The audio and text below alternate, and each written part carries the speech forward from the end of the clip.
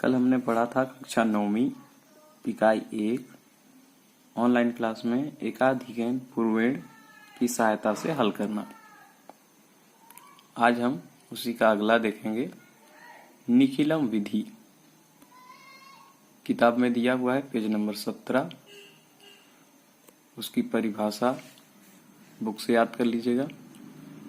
अब हम इसमें होता क्या है उसको जानते हैं। आधार से विचलन।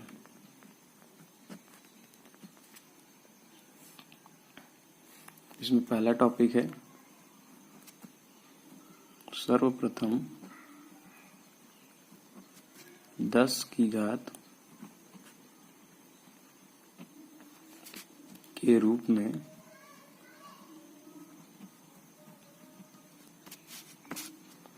आधार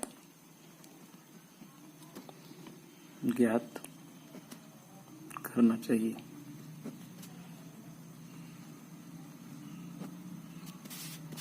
जो कि दी हुई संख्या के निकट हो। जो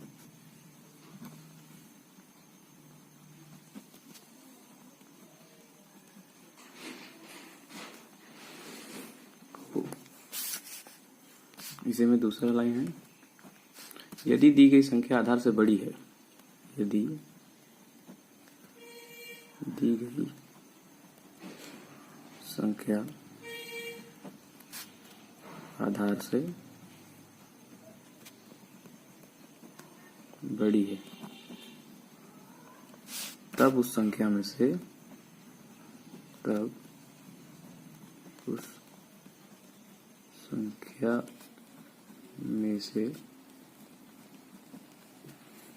क्या करते हैं, आधार को घटाते हैं। आधार को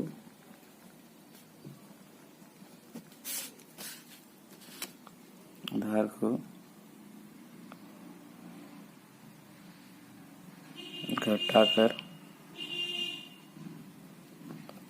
विचलन धनात्मक चिन्ह के साथ लिखते हैं।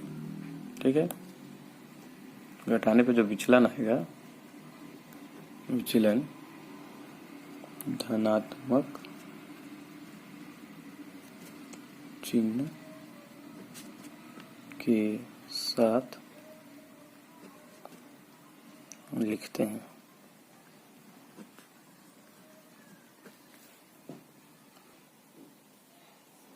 अगला, अब धनात्मक के साथ तो लिख रहे हैं, जब संख्या बड़ी है, जब आधार बड़ा होगा, आधार से बड़ा होगा, तब हम धनात्मक लेते हैं। अब माइनस कब लेते हैं देखते हैं। यदि दी हुई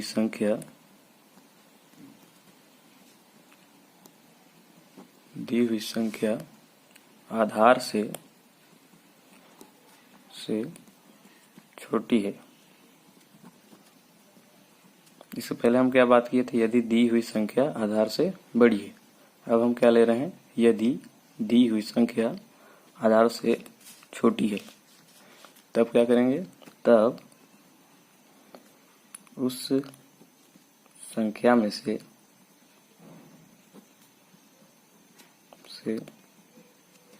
आधार को क्या करते हैं, तब उस संख्या को आधार में घटाना है। अब आधार में से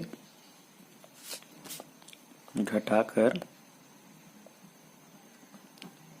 विचलन क्या चीज मिलेंगे, अब ऋणात्मक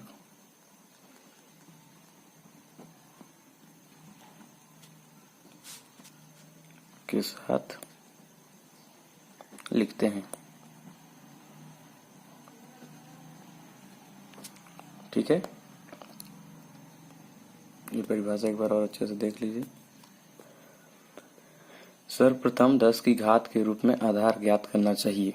जो भी संख्या दिया होगा उसकी 10 की घात के रूप में आधार को ज्ञात कर लेंगे। दूसरा चीज, यदि दी हुई संख्या आधार से बड़ी है।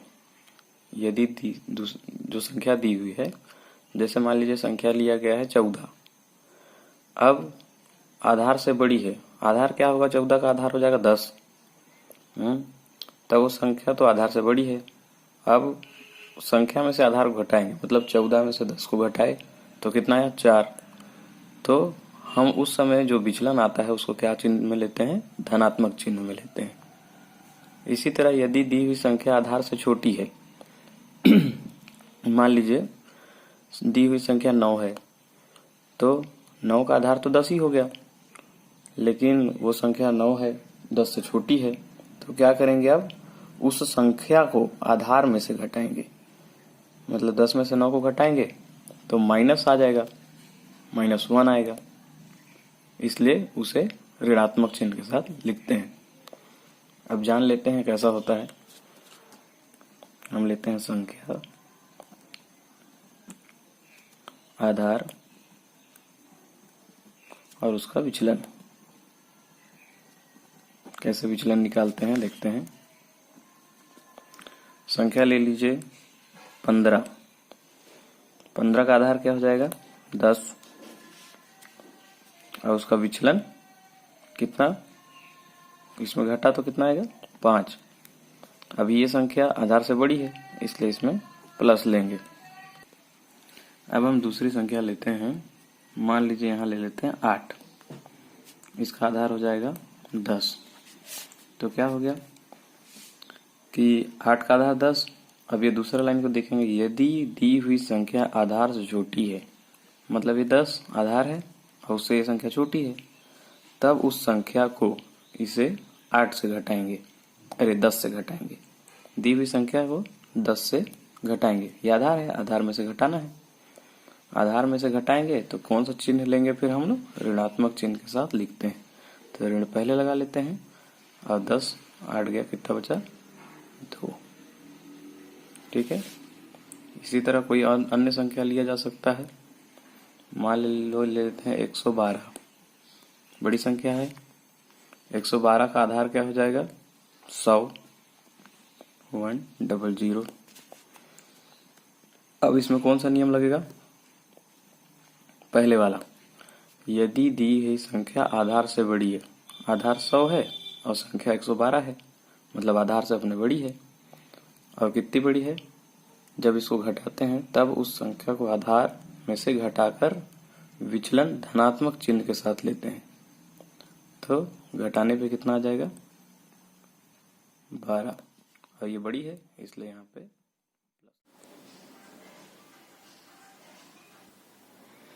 चलिए निकलम विधि के बारे में जान गए। अब हम इसके लिए एक उदाहरण लेके समझते हैं इसको। एक एग्जाम्पल ले लेते हैं, हम बुक से ही लेते हैं। एग्जाम्पल दिया हुआ है 12 गुणे 14 निखिलम सूत्र से हल करना है।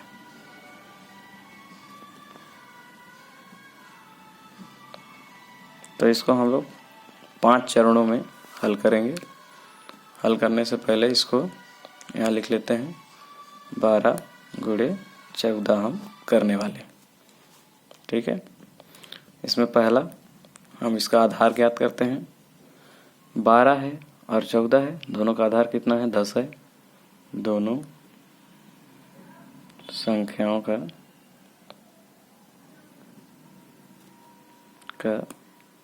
आधार जो है कितना है, 10 है।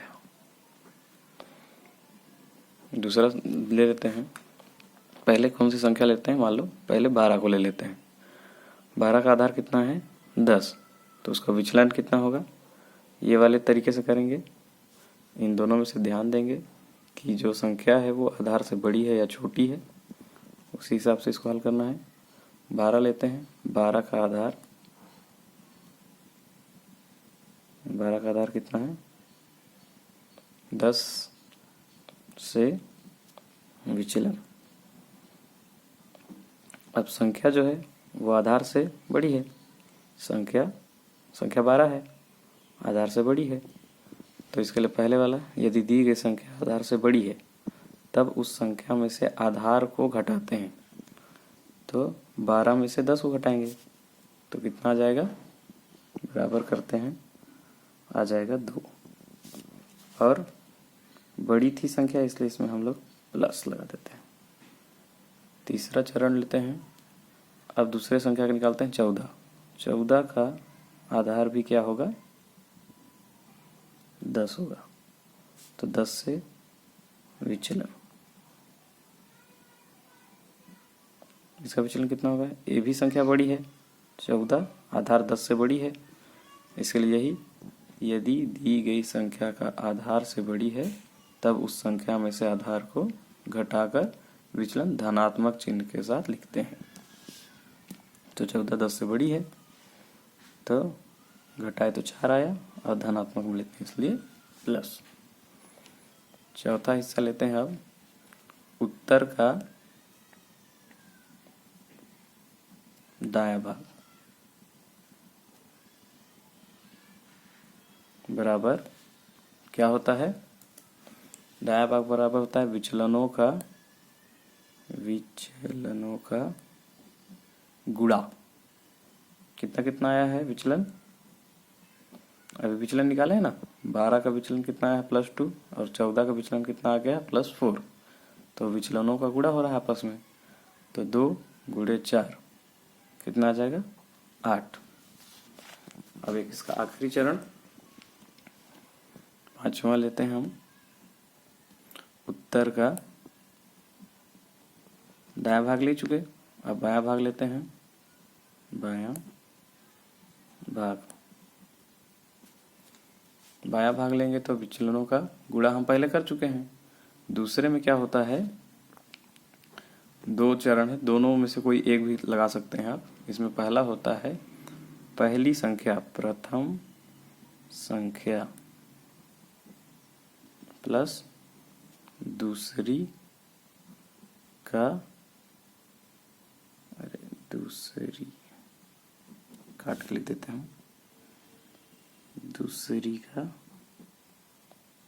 विचलन।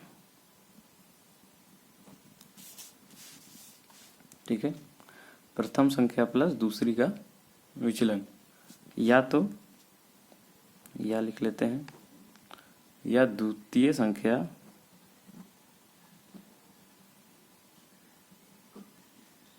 को प्लस कर देते हैं प्रथम के विचलन से।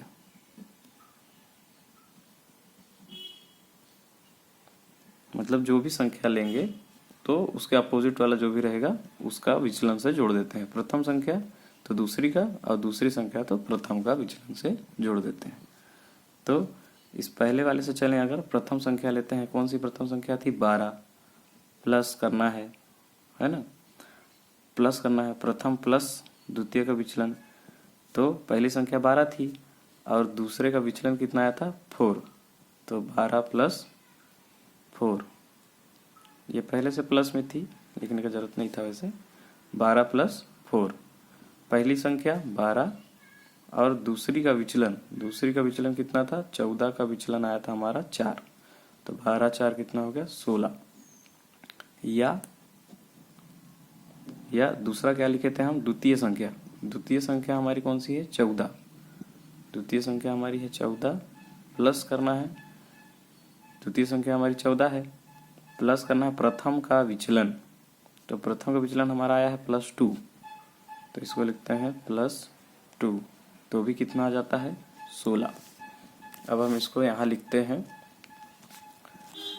प्रथम का, ये अभी जब हल किए थे उत्तर का बायां भाग तो बाएं में लिखेंगे, उत्तर का बायां भाग। तो दोनों या तो इस तरीके से करिए या तो इस तरीके से करिए, दोनों से कितना है आया है? 16 आया है। तो हम 16 को यहाँ लिख लेते हैं। और पहले वाले में क्या हुआ था?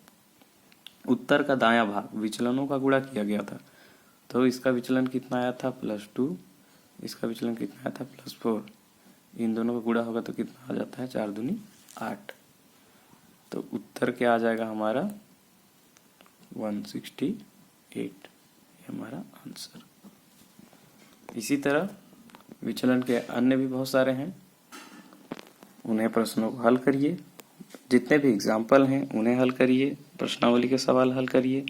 जितनी ज़्यादा प्रैक्टिस होगी उतना ज़्यादा आपको ये समझ आएगा। ठीक है।